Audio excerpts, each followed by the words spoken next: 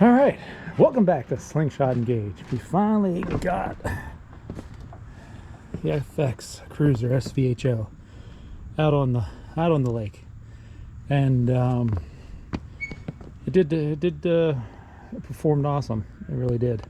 Now, I'm used to driving the 2010 show or the HO, and I'm going to tell you what the difference between these are. Well, the 2010s versus 22. This one, 40 pounds heavier, sits lower in the water, and when you go to turn, it turns quicker. You just got to do that, and it will come around on you, and as it did on me. And I was a little surprised, caught me off guard, got a little wet. But yeah, it turns sharp. It goes through waves though. Awesome. Just plows right through them. And you know, it sits a little lower in the water, it's a little heavier, so that's to be expected. Up here, noticed that, you know, that you have a seal here, but yeah, not completely waterproof. So if you have something in there that you don't want to get wet and you ride like me, probably don't want to put it in there. All right, these grips, I like them.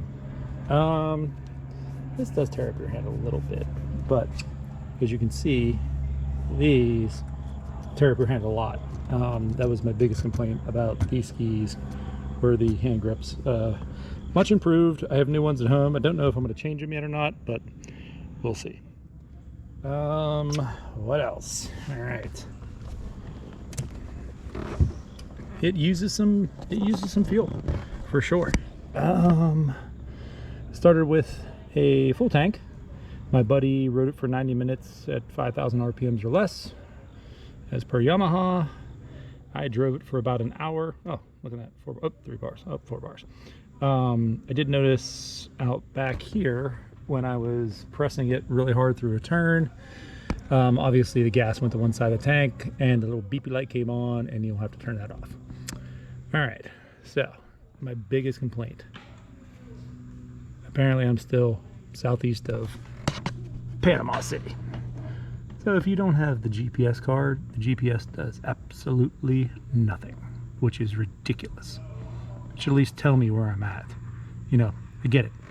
You know, I gotta pay for geofencing. Yeah, I get that. All right, but really?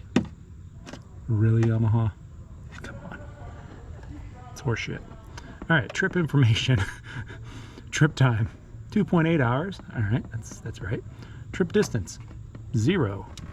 Yeah, 0, really? Okay. I don't understand why that says 0. Fuel average, 1.2 miles per gallon. That sounds correct. Fuel used, 0 gallons. Incorrect.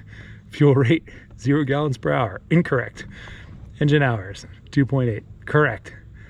So if anyone can explain to me why this isn't working, maybe I just haven't run it enough for the computer to calculate, but yeah. The drive control. All right, auto trim. I had that on for my buddy. I had it in comfort mode, and he really couldn't, you know, tell. He said the nose seemed like it wanted to porpoise down a little bit. I drove it. I didn't use auto trim. I just manually trimmed everything. So, what else? We don't need to see any of that. All right. All right. This box, all right, is awesome. I can put my hat in here. I can put my water bottle in here.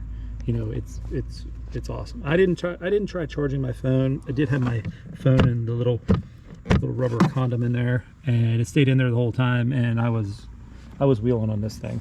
So to give you a sample. Yeah, good job there, Yamaha. Good job. All right, the seat. I have long arms. I felt really, really close to the bars when I was sitting in a normal position. Now, I wasn't exactly riding easy either. So I actually sat kind of like right here, and that felt a lot better.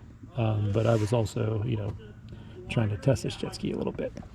So as far as seats go, this is more comfortable. It's definitely moved forward a little bit.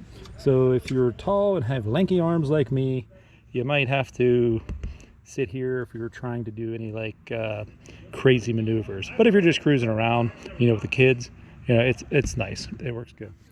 Tilt wheel worked great. I tried moving it up a little bit, and it was blocking the view of the display when I was sitting down.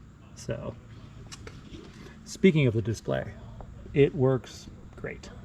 I had the sun right behind me. I actually spun around to get the sun right behind me, and I could still see, not perfectly, but I could still see really good. So the display works good.